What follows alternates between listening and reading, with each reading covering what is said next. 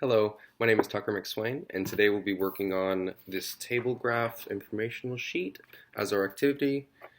It's about predictions and our estimations of our own water use. We're going to do it today, and then tomorrow we'll come back with our records from what happens tonight with our actual water use tallied up in different sections here. We're going to talk about how much we used, if it was more or less than we thought we were going to use. We're not going to say anybody's information or what they use or anything like that. We're just going to use that for our own personal experience and what we learn from it, okay? So, I'm going to show you an example of me doing it now. So, the first section here is using water from drinking, cooking, or washing dishes. So, it says in the instructions that one tally equals 1 minute or one flush. So, I drink a lot of water, so I'm gonna say maybe about 3 minutes a day worth of running the tap. Then for cooking, I cook a lot too, so I'm gonna say another 2. And then washing dishes to get everything cleaned up after is probably another 2 or 3, I would think.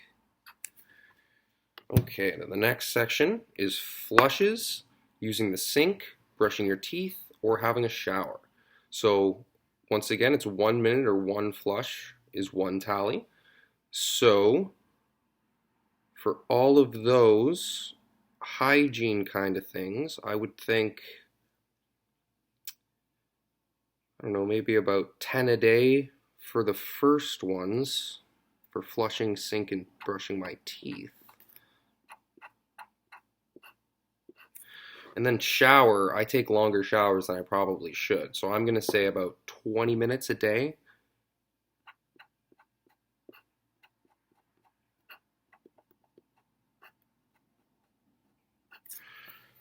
Okay, and then how much do I use the hose, the sprinkler, the pool, or anything else that'll use water? So I have a dog, so I have to feed her, and I've got some cats, so I need to feed them as well. That's quite a bit of water. It's probably about 6, let's say. It's just a prediction, so that's what I predict. And then I've got some plants. We've got beans that we're growing. So we have to water those as well. I don't use a sprinkler or a pool right now, so it's just those. So I'm going to say that's only about 1 or 2 more per day. Okay, so my total prediction here. So we've got 8 in the first one. Whole bunch in the second one. 5, 10, 15, 20, 25, 30. And then I've got 8 more in the final one. So that will give us 46 as our prediction. Lovely. So that says before next to prediction, actual use is after, so we'll wait a minute to talk about that one.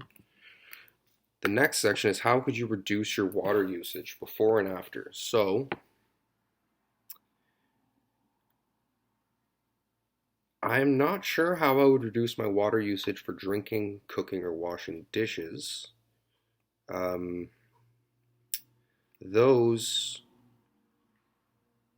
I think I have an okay number on, but I'll try to think of something. Maybe if I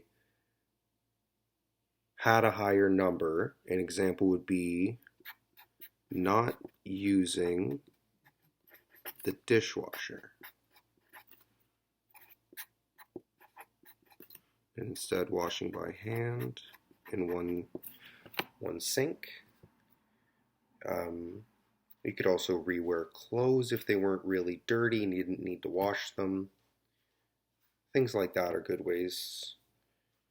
Well, washing dishes, no, that the clothes wouldn't work in that. That would probably fall into the final section, the other section there. So I'm going to jump over the second part there and do that there. Not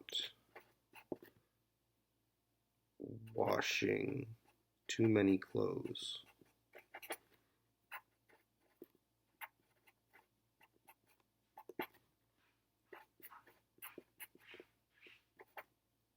Okay. And then for the flushes, sink, brushing teeth, and shower. I already mentioned it earlier. I probably take longer showers than I need to, so that would be my guess.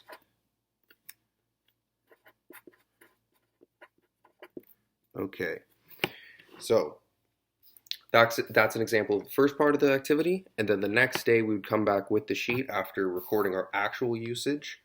So I'm not actually going to do that right now, but what I'm going to do is guess on a few of these. Say I went a little under on cooking one day.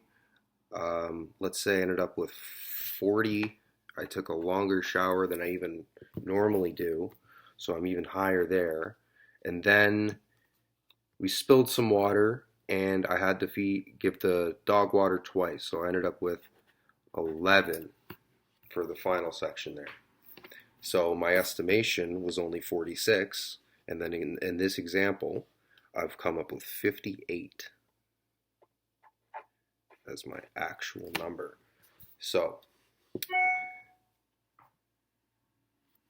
how could you reduce your waste usage? And now we're doing after. The first section was not cooking as much, could be a reason. Cooking something that required water.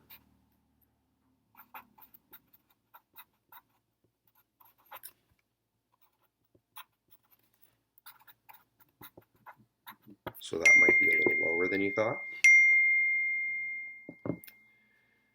The second section for after, flushes, sink, brushing teeth.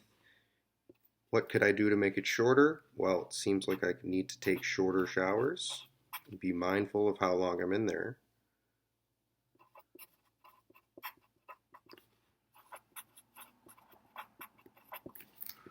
Okay, and then the final section, since I dropped the water, I'm a little higher than I thought I was going to be. So let's say, be careful and look at water as a limited resource, not something that there's just always going to be a lot of. So be careful, water is limited. Then the final section here is, am I surprised? Did you use more or less than you expected?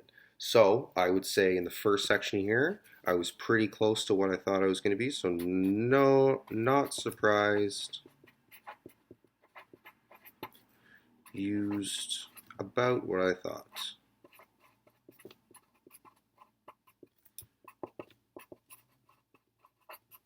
The second section, I used way more than I thought. So very surprised. Used way more. The final section, I went a little bit over. So I would just say surprised. Used more than I thought.